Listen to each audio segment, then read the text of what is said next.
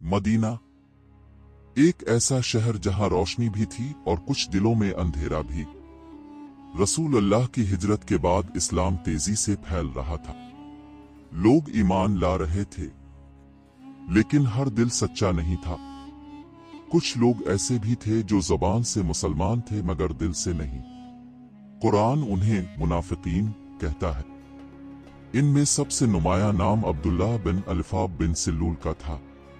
वो मदीना का एक ऐसा शख्स था जो रसूल अल्लाह की आमद से पहले सरदार बनने वाला था, लेकिन जब इस्लाम आया तो उसकी सारी उम्मीदें खत्म हो गईं। उसने ज़ाहिरी तौर पर इस्लाम कबूल किया, मगर उसके दिल में हसद और नफरत भरी हुई थी। मुनाफिकीन मुसलमानों के साथ नमाज पढ़ते थे, मगर सिर्फ दिखावे के लिए। कुरान बताता है कि वो सस्ती के साथ नमाज के लिए खड़े होते हैं और उनका मकसद सिर्फ लोगों को दिखाना होता है। उनका सबसे बड़ा हथियार धोखा था।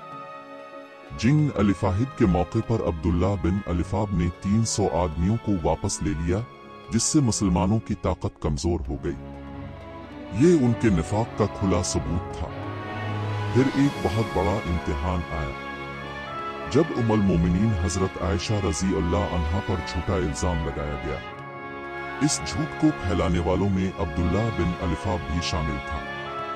मदीना का माहौल सख्त परेशानी का शिकार हो गया, लेकिन अल्लाह ताला ने कुरान में हजरत आयशा रजी अल्लाह अन्हा की पाकीज़गी का ऐलान फरमा दिया और सच सबके सामने आ गया। मुनाफिकीन यहीं नहीं रुके। उन्होंने मुसलमानों के दरमियान फसाद फैलाने की कोशिश की। एक मौके पर उन्होंने कहा कि अगर हम मदीना वापस गए तो इज्जत वाला जलील को निकाल देगा। अल्लाह ताला ने जवाब दिया कि असल इज्जत सिर्फ अल्लाह, इसके रसूल और मोमिनों के लिए है। उन्होंने मस्जिद ज़िरार भी बनाई, जो इबादत के लिए नहीं बल्कि तफरीका डालने के लिए थी।